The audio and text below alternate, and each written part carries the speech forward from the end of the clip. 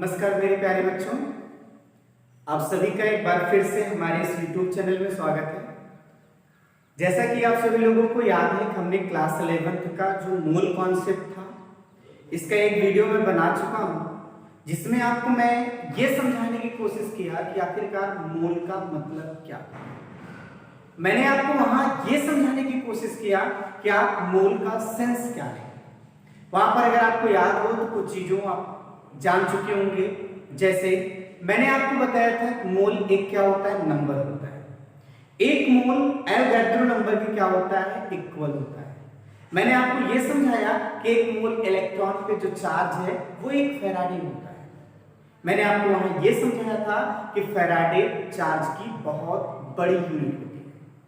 आज के इस वीडियो में आप सभी लोगों को हम बहुत ही इंपॉर्टेंट टॉपिक को डिस्कस करने चल रहे हैं और आप ज्यादा से ज्यादा इन 20 मिनट में, आपको मैं बता रहा हूं 20 से 25 मिनट में, 20 या 25 मिनट में आपको बहुत सारी चीजें इसमें जानकारी मिलेगी, बहुत सारी चीजों के बारे में। लास्ट में अगर आप जाते जाते आपको याद हो तो मैंने एटॉमिक मास बताया था।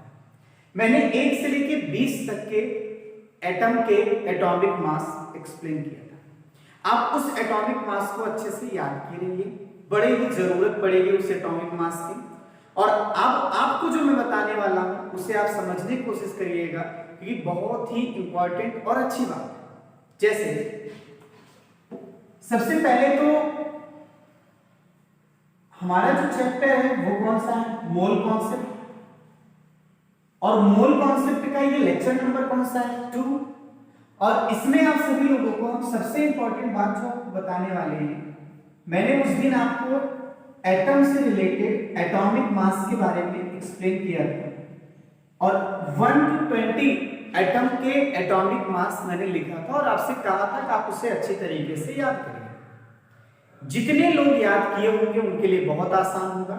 जो लोग नहीं देखे हैं या जो लोग नए हैं तो आपसे मेरा बस इतना रिक्वेस्ट है कि आप इसके पिछले वाला वीडियो देखिए ताकि आपको पूरी बातें अच्छे से समझ में आए। स्टार्टिंग से अंत तक देखिएगा, बड़े काम की चीजें आज होंगी। और वो इसलिए मैं कह रहा हूं क्योंकि आज आप सभी लोगों का बेसिक स्टार्ट हो रहा है। यहीं से अगर सारी बातें समझ में आ गई तो केमिस्ट्री का हर एक पॉइंट आपको समझ में आएगा। जैसे एटॉमिक मास हमको समझ में आया, ठीक है, सभी लोग निकाल लिए, कोई दिक्कत नहीं है। हम सभी लोग एटम के बाद जो पढ़ने वाले हैं वो थोड़ी सी जानकारी हमारे पास, एक वर्ड और आएगा, क्या आएगा, मॉलिक्यूल। मॉलिक्यूल का मतलब क्या होता है, तो मॉलिक्यूल मतलब जनरली ऐसा बोला जाता है कि कॉम्बिनेशन ऑफ एटम। मॉलिक्यूल का मतलब क्या होता है, जनरली कॉम्बिनेशन ऑफ एटम।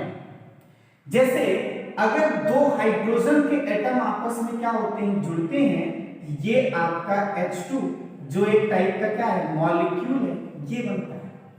ये आपके क्या है, हाइड्रोजन के क्या है, एटम है। बात ध्यान दीजिएगा, ये हाइड्रोजन एटम है, ये भी और ये भी।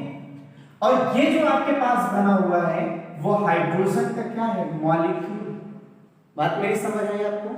ऐसे ही आप समझिए ऑक्सीजन एटम आपस में मिलके O2, ये आपके पास जो ऑक्सीजन है ये मॉलिक्यूल है और यहां पर जो ऑक्सीजन है वो एक क्या है, एटम है। तो बिल्कुल आप समझने की कोशिश करिए। हमने आपको मॉलिक्यूल की डेफिनेशन क्या बोला, कॉम्बिनेशन ऑफ एटम। एटम जब कंबाइन होता है तो जो बनता है उसे क्या कहते हैं, मॉलिक्यूल कहते हैं। आप सभी लोग, अगर बहुत से लोगों को ऐसा भी सोचना होगा कि हमारे पास जो मॉलिक्यूल होंगे इनको आप अगर क्लासिफाई करना चाहें तो 2 प्रकार से कर सकते हैं। कैसे, ये जो एटम कंबाइन होते हैं ये सेम टाइप के भी हो सकते हैं, मतलब same type of atom combine हो सकते हैं, ठीक। दूसरी बात, different type of atom combine हो सकते हैं।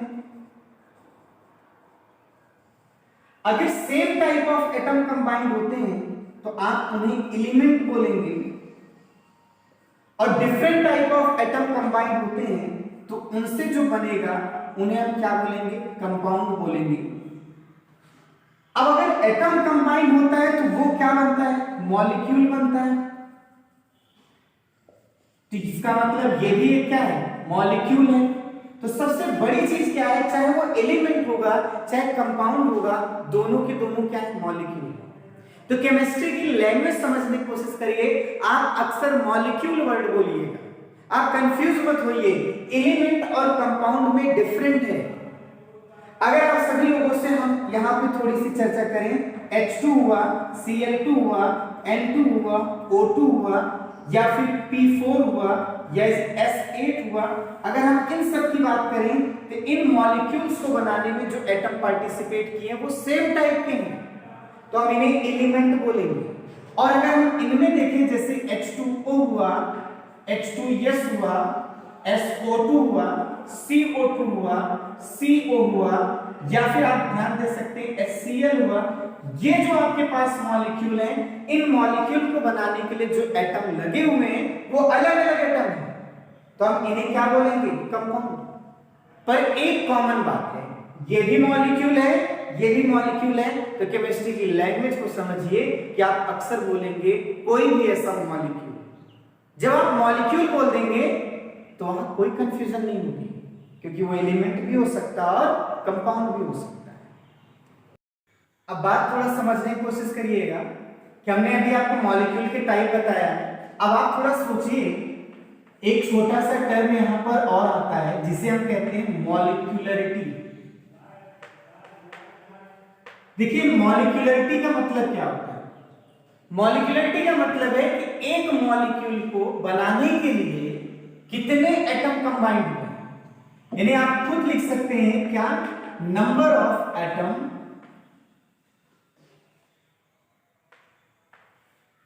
In one molecule, right.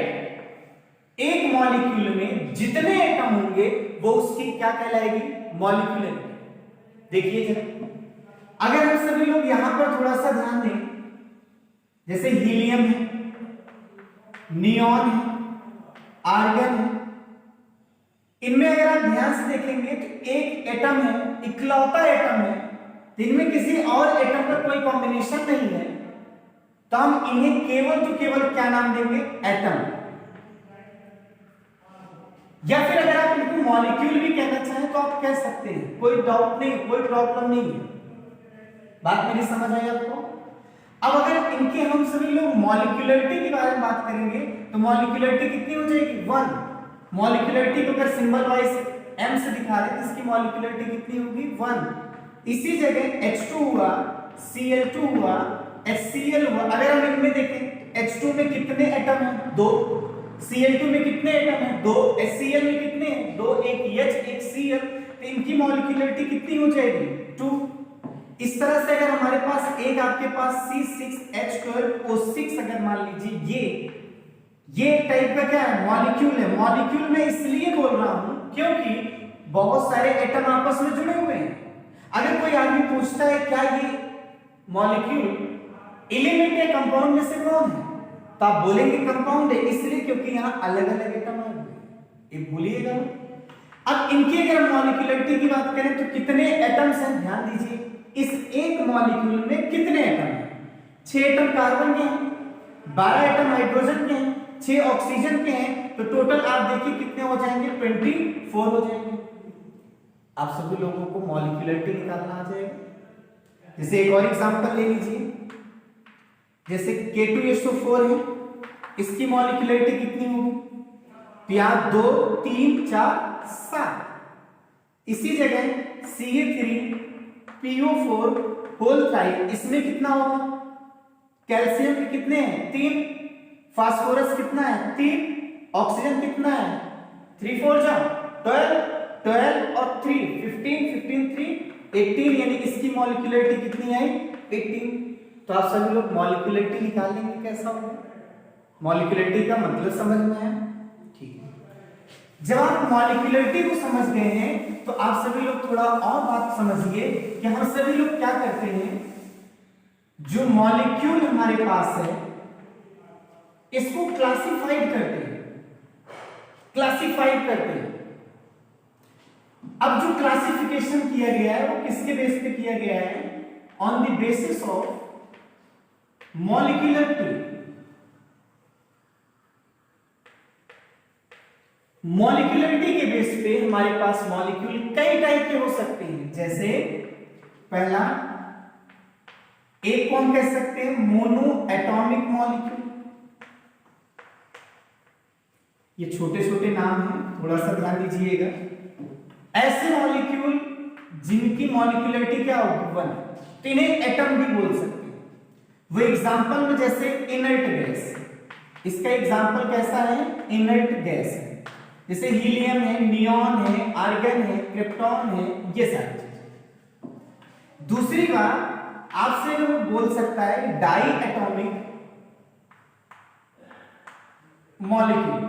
तो डाई एटॉमिक मॉलिक्यूल का मतलब होता है कि ऐसा मॉलिक्यूल जिसकी मॉलिक्यूलरिटी कितनी रहेगी? 2। अब वो आपका जैसे H2, Cl2, N2, O2 ये भी हो सकता है। और यहां देखिए HCl, HBr, CO ये भी हो सकता है, इन दोनों की मॉलिक्यूलरिटी कितनी है? 2 है। ये डाई एटॉमिक क्या है? मॉलिक्यूल है। मैंने थोड़ा सा इनको अलग अलग रखा है, वो इसलिए रखा है क्योंकि अगर आप यहां से फिर से क्लासिफिकेशन करना चाहें तो कर सकते। ये आपका कैसा है? होमोजीनियस या होमो एटॉमिक मॉलिक्यूल। मेरी बात समझ रहे हैं? और ये आपका कैसा है? हेट्रो एटॉमिक मॉलिक्यूल है। उम्मीद है आपको समझ में आया होगा। होमो का मतलब, हेट्रो का मतलब। अगर आपको कहीं पर भी केमिस्ट्री में होमो आता है तो होमो मतलब होता है सेम टाइप, और हेट्रो का मतलब होता है डिफरेंट टाइप। हेट्रो मतलब क्या होता है? Different type. इतनी बात समझ में? तो आपने जैसे डाई एटॉमिक देखा है, वैसे हमारे पास क्या आ सकते हैं? ट्राई एटॉमिक आ सकता है। बनाने को बना सकते हैं, बहुत सारे बना सकते हैं। जैसे मैं आप नाम लिखता जा रहा हूं, आगे बोल सकते हैं ट्राई एटॉमिक। अब ट्राई एटॉमिक मॉलिक्यूल का मतलब क्या होता है? ऐसा मॉलिक्यूल जिसकी मॉलिक्यूलरिटी कितनी होगी? 3 होगी। अब मॉलिक्यूलरिटी 3 होने वाला एग्जांपल कैसा हो सकता है? जैसे एक एग्जांपल ये देखिए, O3 आपको दिखाई दे रहा है। यहां पे एग्जांपल दीजिए H2O, H2S, CO2, SO2। आप देखिए ये आपके पास इन सभी की मॉलिक्यूलरिटी कितनी है? 3 है। इनकी मॉलिक्यूलरिटी कितनी है? 3 है। ये आपका होमो एटॉमिक हो गया,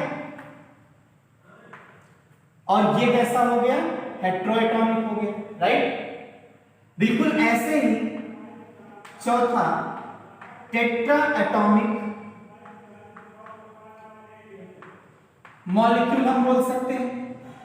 तो टेट्रा एटॉमिक मॉलिक्यूल के भी बहुत एग्जांपल जिसकी मॉलिक्यूलरिटी कितनी होगी? 4। एग्जांपल देखिए, एक P4 में लिख दे रहा हूं, और एक एग्जांपल आप सभी लोग अपने आप से लिखना चालू कर दीजिए। जैसे SO3 हुआ, SO3 तो सबको पता होना चाहिए।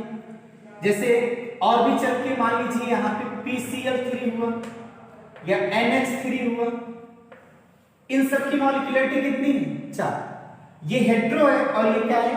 होमो। इस तरह से हमारे पास पॉली एटॉमिक मॉलिक्यूल हो सकते हैं जिनकी मॉलिक्यूलरिटी क्या होगी? बहुत। बात समझ आई आपको? तो हमने आगे आपको मॉलिक्यूलरिटी समझाया। मॉलिक्यूलरिटी समझा के हमने आपको फिर क्या मॉलिक्यूलरिटी के बेस पे हम कैसे मॉलिक्यूल को क्लासिफाई